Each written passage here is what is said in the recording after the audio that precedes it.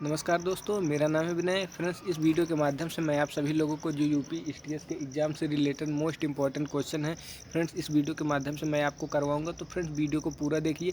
तो फ्रेंड्स, इसके पहले मैं 6 एमसीक्यू वीडियोज़ को अपलोड कर चुका हूं। अगर आपने नहीं देखा है तो जाकर पहले उस वीडियो को देख लीजिए। वहाँ से आपके जो सारे डाउट हैं वो क्वेश्चन से रिलेटेड क्लियर हो जाएंगे।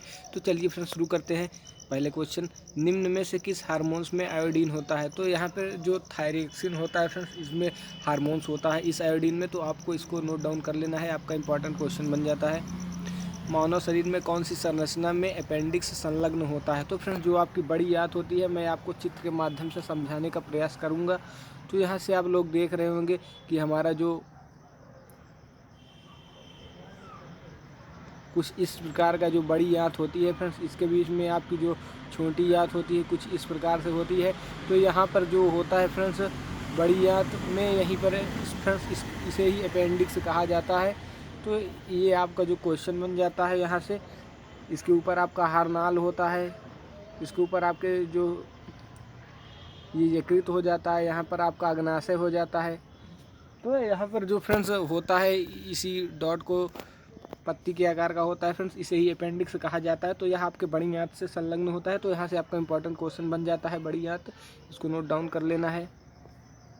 द्वितीय हृदय स्पंदन ध्वनि का कारण है? तो जो फ्रेंड्स महाधमनी का कपाट होता है फ्रेंड्स, वह द्वितीय हृदय स्पंद ध्वनि का कारण होता है। तो ये भी इंपॉर्टेंट क्वेश्चन है, आपसे बॉडी से रिलेटेड है, तो इसको भी तैयार कर लीजिए। निम्नलिखित में से कौन सा हार्मोन एम्यूनो एसिड से उत्पन्न होता है? तो जो एप्रेनेफ्रिन होता है फ्रेंड्स, वह आपके इम्यूनो हार्मोन से प्रभावित होता है। तो आपको ये भी इंपॉर्टेंट क्वेश्चन है, याद कर लेना है। कपाल खोपड़ी में चल हड्डी है? तो जो मैंडिबल होती है फ्रेंड्स, वह कपाल खोपड़ी में चल हड्डी का काम करती है, इसे ही चल हड्डी के नाम से जाना जाता है। तो यहाँ से आपका जो क्वेश्चन बन जाता है फ्रेंड्स, यहाँ से आपका बी वाला ऑप्शन राइट हो जाएगा। तो इसको भी इम्पॉर्टेंट क्वेश्चन है। पित्त लवणों का निर्माण होता है? तो ये जो कोलेस्ट्रॉल से होता है फ्रेंड्स, या कोलेस्ट्रॉल की अधिक मात्रा बढ़ जाने से जो आपके पित्त लवण का निर्माण आपके बॉडी में होता है। तो यहाँ से ये आपका ए वाला क्वेश्चन ऑप्शन सही हो जाएगा। उष्मा ताप नियंत्रण केंद्र स्थित है? तो जो हाइपोथैलेमस होता है फ्रेंड्स, इसे ही हमारी शारीरिक क्रियाओं में सबसे ज़्यादा योगदान देता है, यही हार्मोन सबसे क्रियात्मक होता है। तो यहाँ से जो हाइपोथैलेमस है, यही आपका इंपॉर्टेंट क्वेश्चन बन जाता है। तो यहाँ से आपको जो हाइपोथैलेमस है, ये राइट आंसर वहाँ से हो जाता है फ्रेंड्स। किसके लिए निष्क्रिय टीकाकरण किया जाना है? तो यहाँ पर क्षय रोग, गलघोटू, आंतरिक बुखार, ये सभी के लिए जो निष्क्रिय टीकाकरण का ऑप्शन आज के समय में हो रहा है। कोई भी बीमारी हो, वो टीकाकरण की वजह से उसको फैलने से आसानी से रोका जा सकता है। तो यहाँ से आपका ऑप्शन डी, सभी इनमें से सभी वाला ऑप्शन सही हो जाएगा। मच्छर जो कि गंदे व प्रदूषित पानी में जनन करता है? तो जो क्यूलेक्स मच्छर होता है फ्रेंड्स, यह आपके जो प्रदूषित पानी में होता है, यहीं पर इसका जन्म ज़्यादा फैलता है। तो यहाँ से आपका ये जो ऑप्शन बी हो जाएगा, ये राइट हो जाएगा। हेपेटाइटिस सी सबसे सामान्य रूप से किसके द्वारा संचरित होता है? तो फ्रेंड्स, यहाँ से आपके जो हेपेटाइटिस है उसके सारे पार्ट हमने करवाए हैं। यहाँ पर हेपेटाइटिस सी के बारे में बात किया जा रहा है। तो आपको भी इसको नोट डाउन कर लेना है, क्योंकि संक्रमित जो रक्त होता है इसके ही सामान्य तौर पर यह संचरित होता है। तो ये यहाँ से इम्पोर्टेंट क्वेश्चन है, आपका ऑप्शन ए यहाँ से राइट हो जाएगा। अयोग्यता को विकलांगता में बदलने से रोकना किस स्तर पर का बचाव है? तो यहाँ से जो तृतीयक होता है फ्रेंड्स, यह आपका अयोग्यता को विकलांगता में बदलने से रोकने का प्रचार करता है, इसलिए आपको तृतीयक यहाँ से ऑप्शन वाला डी सही हो जाएगा। समुदाय में वैश्विक स्वास्थ्य शिक्षा के लिए प्रयुक्त एक विधि है? तो जो परामर्श और साक्षात्कार है, अगर वह आपके अंदर है तो फ्रेंड्स आप अपने स्वास्थ्य के लिए वयस्क हैं और आप इसे आसानी से सही कर सकते हैं। तो यहाँ से आपका राइट आंसर ए वाला हो जाएगा। बृहद स्तर पर पानी के शुद्धिकरण का अंतिम चरण है? तो जो विकृत संक्रमण होता है फ्रेंड्स, यह पानी के शुद्धिकरण का अंतिम चरण माना जाता है। तो यहाँ से आपको जो ऑप्शन डी है एकदम राइट हो जाएगा। इंपॉर्टेंट क्वेश्चन है फ्रेंड्स, अगर आप एसटीएस का एग्जाम दे रहे हैं तो आपको इसको नोट डाउन कर लेना है। किसके अतिरिक्त निम्नलिखित में से सभी ब्रह्मचर्य युक्त प्राकृतिक गर्भ निरोधक विधियां हैं? तो जो आपका डायाफ्राम होता है फिर यही सभी ब्रह्मचर्य युक्त प्राकृतिक गर्भ निरोधक विधियों में काम आता है। तो यहाँ से आपका डायाफ्राम ऑप्शन भी यहाँ से राइट हो जाएगा। निम्नलिखित में से किसको छोड़कर डीपीटी टीका सबसे सुरक्षा प्रदान करता है?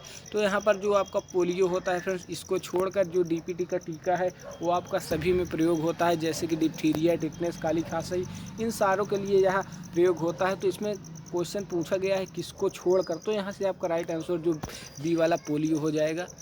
नवजात की अवधि कितनी होती है, तो जो जीवन के पहले 28 दिन होते हैं वह नवजात के लिए होते हैं। तो यहाँ से आपका जो राइट आंसर वो सी वाला हो जाएगा। केंद्रीय कृंतक कब दिखाई देते हैं, तो जो अगर आप छठे महीने में हैं तो फ्रेंड्स छठे महीने में बच्चे के जो केंद्रीय कृंतक होते हैं वो दिखाई देने लगते हैं। तो यहाँ से केंद्रीय कृंतक जो आपके दांत होते हैं बच्चे के वो इस प्रकार माने जाते हैं। तो यहाँ से आपका राइट आंसर बी हो जाएगा। एन्यूरिसिस का अर्थ क्या है, तो एन्यूरिसिस का अर्थ जो नींद में बच्चे पेशाब कर देते हैं फ्रेंड्स, या एक प्रकार की जो बीमारी है इसको ही एन्यूरिसिस कहा जाता है। तो इसका यहाँ से आपका राइट आंसर सी हो जाएगा। बच्चे में पूरक आहार प्राप्त करने के लिए सबसे उपयुक्त समय कौन सा होता है, तो 6 महीने के बाद आपके बच्चे में जो पूरक आहार होता है उसको आप आसानी से दे सकते हैं। 6 महीने के पहले अगर बच्चा है तो उसको माँ का दूध ही सर्वश्रेष्ठ उसके लिए माना जाता है। तो यहाँ से फ्रेंड्स आपको जो ऑप्शन सी वाला वो राइट हो जाएगा। यहाँ से आपको नोट डाउन कर लेना है, ये भी इंपॉर्टेंट क्वेश्चन है आपके एग्जाम से रिलेटेड। जन्म के समय नवजात शिशु की हालत का मात्रक मूल्यांकन किया जाता है, तो जो अपगार स्कोर होता है फ्रेंड्स यही बच्चे की जो नाजुक हालत का पता लगाता है। तो यहाँ से आपको जो ऑप्शन सी वो राइट डाउन हो जाएगा। लड़कियों में यौवन की पहली घटना कौन सी होती है, तो जो सैलार्के होती है फ्रेंड्स वहाँ से आपकी जो लड़कियों में यौवन की पहली घटना को व्यतीत किया जाता है। तो यहाँ से आपको जो राइट आंसर है ये बी वाला हो जाएगा। ये भी इम्पॉर्टेंट क्वेश्चन बन जाता है आपके एग्जाम से रिलेटेड। एक आदमी जिसका बॉडी मास इंडेक्स BMI 22 है वह है, तो फ्रेंड्स अगर आपका जो बॉडी मास इंडेक्स BMI जिसे कहा जाता है, यहाँ से ये फुल फॉर्म भी इम्पॉर्टेंट है फ्रेंड्स कि BMI का आपके एग्जाम में पूछा जा सकता है कि BMI का फुल फॉर्म क्या है। तो यहाँ से आपको इसका राइट आंसर यहाँ से बॉडी मास इंडेक्स दे देना है। तो यहाँ से आपका राइट आंसर नॉर्मल अगर है तो फ्रेंड्स अगर आपका 22 है तो आप नॉर्मल में हैं, तो आप यहाँ से आपका ऑप्शन सी हो जाएगा।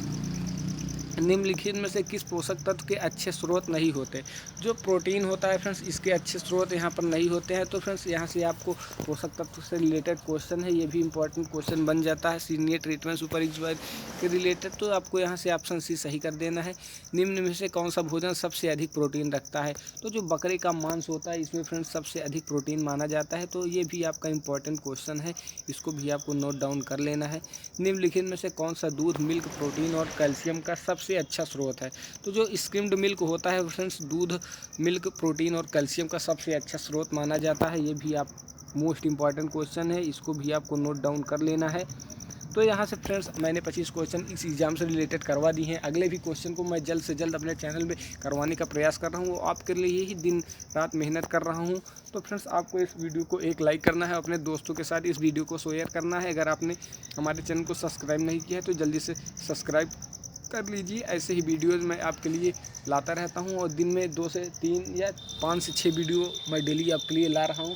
एग्ज़ाम के पहले मैं आपको इतना कंटेंट दे दूंगा कि फ्रेंड्स आपको और कहीं भटकने की किसी चैनल पर आवश्यकता नहीं पड़ेगी। तो थैंक यू फ्रेंड्स।